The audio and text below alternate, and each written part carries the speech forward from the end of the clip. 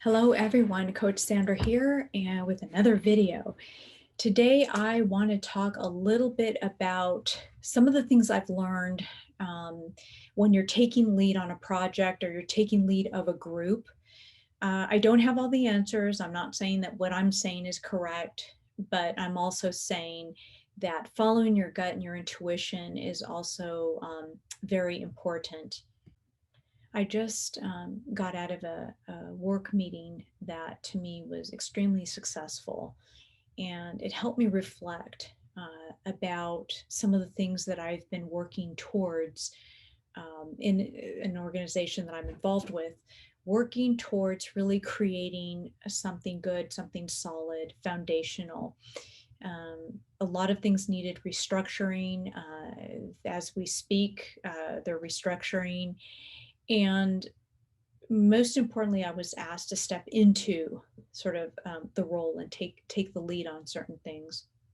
And of course, sometimes when you're asked to do that, at least for me, it's like I want to step back and say, am I capable of doing this? What is this like? It's not like necessarily, it's like, oh, this is really exciting and I'm just going to do it, because when you do take the lead, there's a lot of responsibility. It's kind of like being a business owner. There's really a lot of responsibility. If the business fails, it's always your fault, kind of thing. Um, so I wanted to share a few things because I think that they're very simple and they don't require, although I do believe in training and leadership, and I have had extensive training in leadership as a business owner, but also on my own in different organizations. But I kind of wanted to break it down to some simple things, just some salient points for all of you to think about or to percolate. One of the things for me, in order to bring a group of people together to then accomplish a project or a task, is to identify quality people, people who are going to have some expertise in what they know, but most importantly, what kind of character do they have? That can, so for example, if you believe that loyalty is very important, if you believe someone who's going to be punctual is important, you just kind of write out that criteria. So in order to recruit or to bring people into your sphere, I think it's really important to understand what kind of people you want to have in your group setting or to execute a certain project that needs to be done. And once you have done this, once you think you've identified the person or people, I think it's really important to get to know them. You have to spend time getting to know them as much as you possibly can. It's not a perfect science. It doesn't mean that even if you get close to somebody that all of a sudden they're going to do exactly what you want. The purpose isn't necessarily for that. The purpose is to get to know what kind of people they are, and also to really create trust. You kind of want this relationship with people, because when things get heavy duty or when things need to get done, then you know that you can rely on that individual, and that, quite frankly, that individual can rely on you as somebody who's taking lead. And not too long ago, well, of course, I'm a business, I'm a coach, I'm a eutaptics practitioner, so I wear different hats.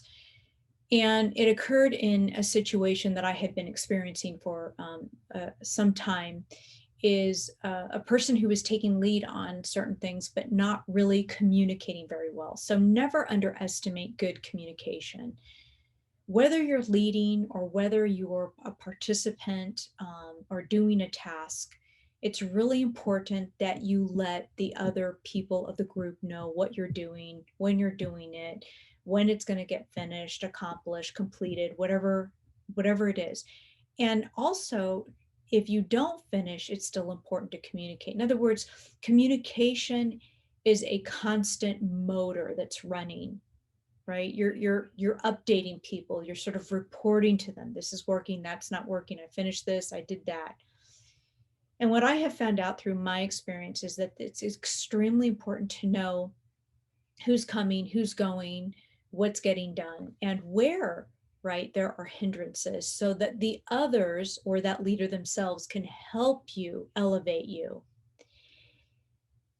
There are many people who are not team players. And we see this all across the board, people who maybe prefer to work alone. But when you are in this kind of setting, you can't complain if you're a loner when then the group starts to not have trust in you any longer.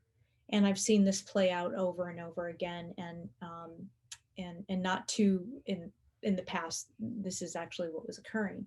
So for me, in order to identify the right person or people, get to know that person, talk to them, see what they're like, what's their vision, what are their goals, um, are they adjustable, are they team players, are they good communicators, are they loyal, and are they going to be transparent with you? If they have a need or a want, are they going to say that? Because I also think it's important that when you're working in a group setting and you're trying to accomplish something, you kind of need to talk about if there's any resentment points, right? Or something that somebody else in the group said, to resolve it. In other words, find the solution so that you can move forward in a healthier way. When all of this happens, when you're in good communication, when you're talking openly, when the leader as well is open to constructive criticism, um, when everybody is just open, then you get on the same page because there's trust. Trust is really what keeps the group together. We see this in the military. We see this in every successful organization, or in families, right? United we stand kind of concept. Leave no man behind, so to speak.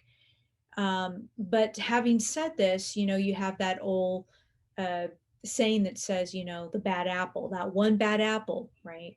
And it doesn't make necessarily the bad apple a bad person. It's just in order for the group, the organization, the project to move forward, sometimes it just doesn't work out.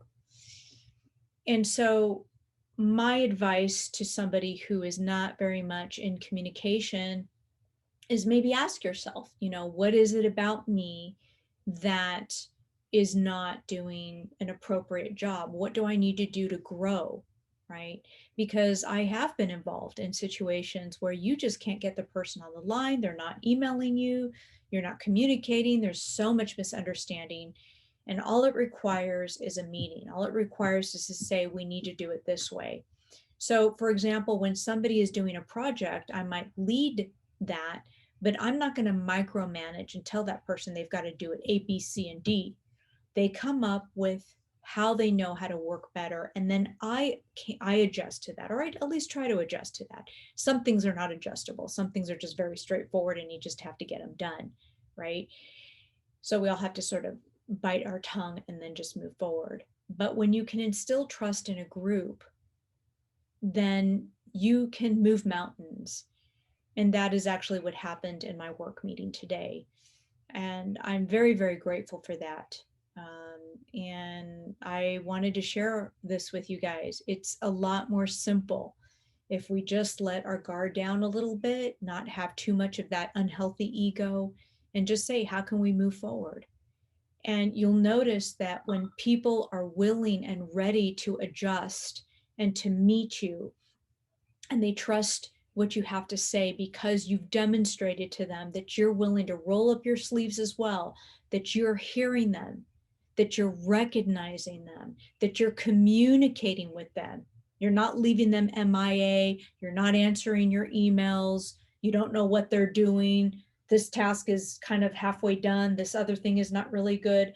When the other person displays what I would call irresponsible behavior, okay, again, it's not like meant to be mean, but when they display irresponsible behavior, you do hinder the rest of the group.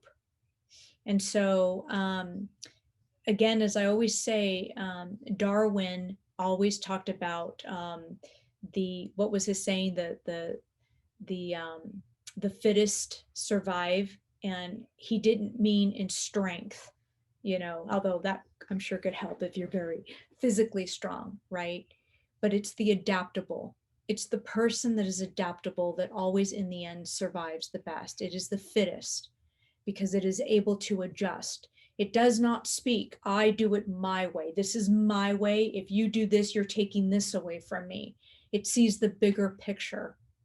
And so I have to say one last thing. I'm really always a little bit skeptical, and I always kind of scratch my head a little bit when I do say to someone that I'm going to collaborate with, what are your goals for yourself within the organization or within this project? I always like to know. And I think it's just best to say because of this or that or what have you. That way everybody understands. There's an individual in this group meeting who's a colleague and a friend of mine, and she's always been very transparent from the beginning with me of what her goal was within the organization. And I loved that so much. And she's demonstrated to be a person of integrity and honesty, in my opinion. And I've known her now for over a year. And this whole time, my goal was to bring light to her. My goal, one of my goals, not my whole goal or the entire goal, but one of my goals has been to bring exposure and light to her and to make her dream come true. And today it actually happened. She weathered it. She was patient with me. She did her work. She did her tapping. I did my tapping. And I brought that to her. And I'm not saying that like, oh, I did it. I pat myself. I meant I'm talking in a group setting. When somebody believes in you and you believe in them and you've got their back and they've got your back, you are pulling together. And so this to me is really higher consciousness when people can really have this trust and care and love for each other, regardless of them maybe disagreeing with this or that. But when the mission is the same, when you're all on the same page. So anyway, these are some tips. I would like to hear other suggestions. I have so many more other things I could say, but I wanted to keep it brief for all of you. Um, in the meantime, like yourself, love yourself, and if you're a tapper, keep tapping.